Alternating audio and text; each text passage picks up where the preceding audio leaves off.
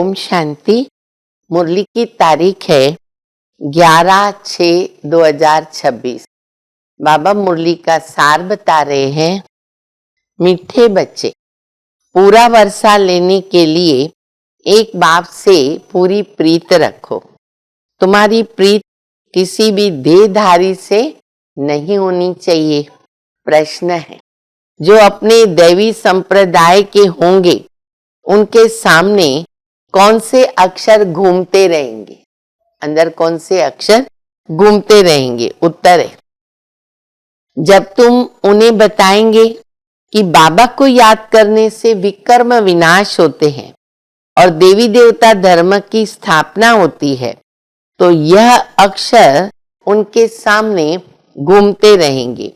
उनकी बुद्धि में आएगा हमें देवता बनना है, इसलिए हमारा खान पान शुद्ध होना चाहिए। मुरली का गीत है, भोलेनाथ से निराला कोई और नहीं, ऐसा बिगड़ी बनाने वाला कोई और नहीं। तो गीत के ही अंतर्गत बाबा कहते हैं, भोलानाथ से तुम बच्चे सुन रहे हो, शिव बाबा है भोलानाथ। तो बाबा कहते हैं ये भी शिव बाबा का नाम है भक्ति मार्ग में, और प्रैक्टिकल बाबा पार्ट भी बजाते हैं ना संगम पर भोलेनाथ का। फिर बाबा कहते हैं कि अब तुम्हें आत्मा को ज्ञान मिल गया कि वैसे हमारे दो बाप हैं, एक लौकिक है साकार और एक है पारलौकिक जो निराकार है। उनको कहते ओ गॉड फादर। बाबा कहते तुम्हें ना किसी को भी पूछो, क्या पूछो, तुमको कितने फादर्स हैं?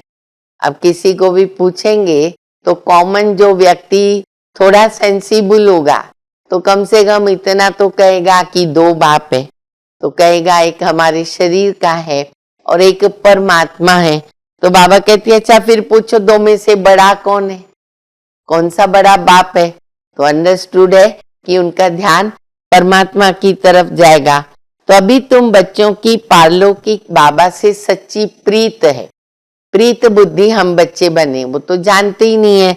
तो बाबा कहते बाकी लोगों की है विनाश काले विपरीत बुद्धि। तो विपरीत बुद्धि विनश्यंती होती है।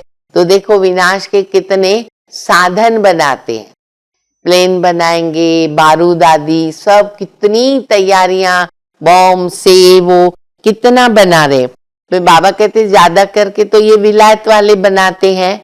फिर क्या करते, उनसे सभी खरीद करते हैं। वो लोग बनाते फिर बेचते हैं, सब खरीद करते हैं। अब जो चीज खरीद करके रखी है वो जरूर काम में लाएंगे ना, फेंकने के लिए थोड़ी खरीद करते हैं। तो हम बच्चे जानते हैं अभी यूज भी कर रहे हैं और भी यूज होगी।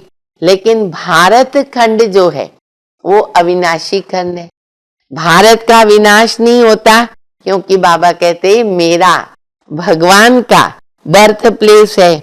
बाकी हाँ, अभी कयामत का समय आ गया, सबको घर जाना है।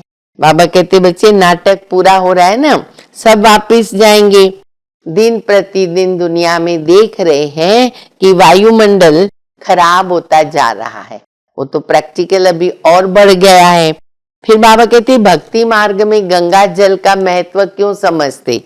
वो समझते कि गंगा जल पिएंगे ना तो हम मुक्ति को पाएंगे। वास्तव में तुम बच्चे जानते हो कि किस अर्थ से ये बोला जाता है, ज्ञान अमृत। जो बाबा हम बच्चों को ज्ञान अमृत पिलाते हैं उनसे हमको मुक्ति की प्राप्ति होती है। फिर तुम सतयुग में जाते हो तो वहां तुम्हारे सारे संबंध सुखदायी। तो सुखदायी संबंध क्यों है? क्योंकि वहां निर्विकारी है, संबंध के अंदर विकार नहीं है, और यहाँ संबंध में विकार है। तो बाबा कहते इसको कहते हैं आसुरी बंधन, इस दुनिया के हैं आसुरी बंधन। फिर बाबा कहते इस समय तुम बच्चे जो बहुत अच्छी सर्विस करते हैं, आप सम्मान बनाते हैं, वो जाके भविष्य में ऊंच पद पाते हैं। इसलिए खूब बच्चे बाबा को याद करो, सेवा करो। बाबा की याद से ही तुम्हारे विकर्म विनाश होंगे। फिर बाबा भोजन की भी बात बता रहे, बच्चे भोजन जो है ना बड़ा शुद्ध होना चाहिए और दैवी गुणों की जीवन में धारणा होनी चाहिए। बाबा मिसाल देते जैसे देवताएं हैं, अब देवताएं तो कभी अशुद्ध भोजन स्वीकार नहीं करते, उसका प्रूफ क्या है? तो बाबा कहते देवताओं को कभी प्याज लहसुन आदि का भोग लगाएंगे? नहीं लगाते। अच्छा, कईयों को सिगरेट आदि की बहुत आदत होती है, अब देवताओं के लिए तो ये बात नहीं जमती है, उसमें तो बांस होती है, बदबू होती है, क्या कभी देवताओं के आगे सिगरेट रखेंगे? वो भी नहीं रखते हैं, तो समझते हैं कि ये चीज ठीक नहीं है। तो बाबा कहते बच्चे कभी भी इन चीजों का व्यसन का आदती नहीं बनना है, तुम वैष्णव बन रहे हो। बाबा ने तुमको वैष्णव बनाया, पहले तुम शूद्र थे, फिर तुम ब्राह्मण बने, जब ब्राह्मण बनते हो फिर तुम भविष्य में देवता बनते हो, और अभी तुम ईश्वर की संतान हो। भविष्य में दैवी संतान है, लेकिन अभी तो उनसे भी ऊंचे ईश्वरीय संतान है। बाबा ने तुमको धर्म का बच्चा बनाया, इसलिए बाबा कहते तुम कौन हो? धर्मात्मा हो। तो तुम्हारे में सब दैवी गुण होने चाहिए, मैनर्स, दैवी गुण, पवित्रता। फिर बाबा कहते बच्चे बाजोली खेलते हैं, तो देखो भक्ति मार्ग में तीर्थों पर बाजोली खेलते, लेकिन बाजोली का अर्थ भी बाबा आज बता रहे, हमेशा बाबा बता रहे ना, बच्चे अभी तुम ब्राह्मण बने, फिर देवता, फिर क्षत्रिय, फिर वैश्य, फिर शूद्र से ब्राह्मण बनते। तो ये है प्रैक्टिकल बाजोली। फिर बाबा कहते हैं कि बाबा अभी आए हैं ना तुमको भूतों से छुड़ाते।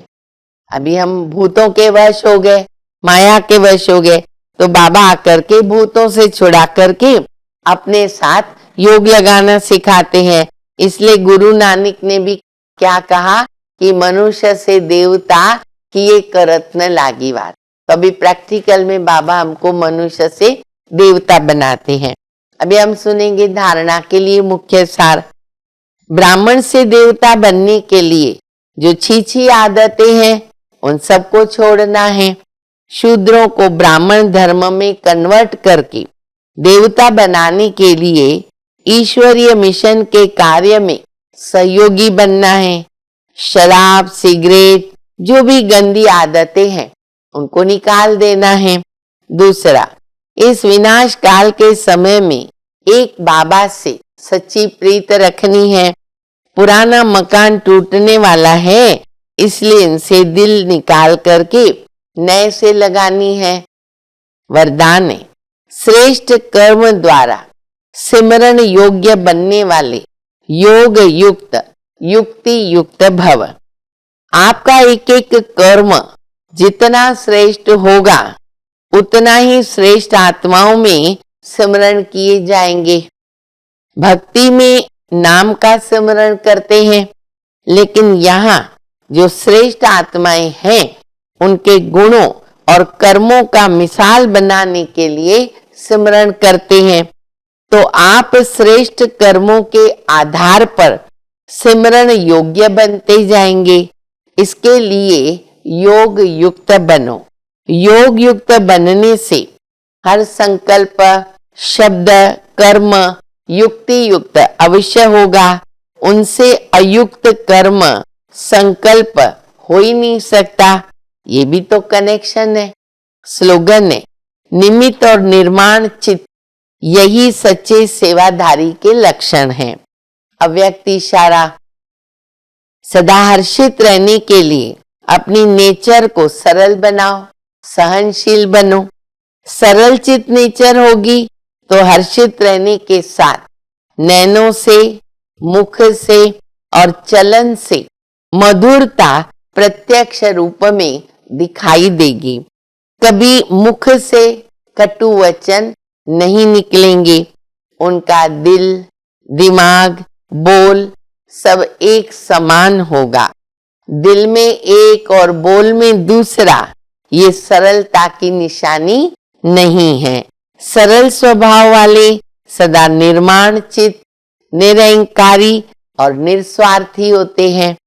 अच्छा, मीठी मीठी सिकिलदे बच्चों प्रति माता पिता बाप दादा का याद प्यार और गुड मॉर्निंग। रूहानी बाप की रूहानी बच्चों को नमस्ते। हम सभी रूहानी बच्चों की रूहानी माता पिता बाप दादा को याद प्यार, गुड मॉर्निंग, नमस्ते नमस्ते, शुक्रिया बाबा, शुक्रिया।